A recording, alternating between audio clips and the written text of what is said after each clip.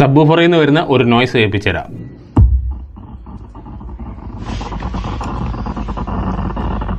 ഈ സൗണ്ട് നമ്മൾ ഇത് ഓണാക്കിയിട്ട് വോളിയം കൊടുത്തില്ലേലും വരുന്നുണ്ടെന്ന് വിചാരിക്കാം. സബ്വൂഫറിന്റെ വോളിയം ഫുള്ള് കുറച്ചിട്ടാലും കൊടുത്താലും ഈ നോയ്സ് വരുന്നുണ്ട് എന്ന് വിചാരിക്കുക. അങ്ങനെ ആകുമ്പോൾ അത് ചെക്ക് ചെയ്യേണ്ട രീതി എങ്ങനെയാണെന്ന് വെച്ചാൽ ഇത് സബ്വൂഫറിന്റെ ബോർഡാണ് എന്ന് വിചാരിക്കുക. അപ്പോൾ ഇതിലേക്കുള്ള ഇൻപുട്ട് ഈ പോയിന്റിൽ ഡിസ്കണക്ട് ചെയ്യുക. അപ്പോൾ നോയ്സ് ഉണ്ടെങ്കിൽ ഈ ബോർഡിലാണ് കംപ്ലൈന്റ്, അതായത് ഔട്ട്പുട്ടിൽ വരുന്ന ബോർഡിലാണ് കംപ്ലൈന്റ്. നോയ്സ് ഇല്ല എങ്കിൽ വീണ്ടും കണക്ട് ചെയ്യുക. ഫിൽട്ടർ ബോർഡിലേക്കുള്ള സോഴ്സിന്റെ കണക്ഷൻ ഒഴിവാക്കി നോക്കുക. അപ്പോൾ ഈ ഇൻപുട്ട് ഡിസ്കണക്ട് ചെയ്യാം. അപ്പോൾ ഈ നോയ്സ് ഉണ്ട് എങ്കിൽ ഈ ബോർഡിലാണ് കംപ്ലൈന്റ്. നോയ്സ് ഇല്ല എങ്കിൽ പവർ സപ്ലൈയിലെ കപ്പാസിറ്റേഴ്സ് ചെക്ക് ചെയ്യാം. ഈ സോഴ്സ് മാറ്റി നോക്കുക, മറ്റെന്തെങ്കിലും ഇൻപുട്ട് കൊടുത്തു നോക്കുക. HDMI മറ്റ് കിറ്റുകളൊക്കെ ആണെങ്കിൽ ഇതേപോലെ തന്നെയാണ് ചെയ്യേണ്ടത്. അതേസമയം ഇതൊരു കാറിലെ മോണോ ബ്ലോക്ക് ആണ്. അപ്പോൾ ഇതിൽ വന്നു കഴിയുമ്പോൾ ഈ തരം ടെക്നിക്കല്ല വേണ്ടത്. ഇത് പക്ക സർക്യൂട്ട് വെച്ച് ചെക്ക് ചെയ്ത് കണ്ടുപിടിക്കണം. അപ്പോൾ ഏറ്റവും സിംപ്ലസ്റ്റ് അസംബിൾഡ് മോഡലിലുള്ള കംപ്ലൈന്റ് കണ്ടുപിടിക്കുന്ന രീതിയാണ് ഇപ്പോൾ പറഞ്ഞത്.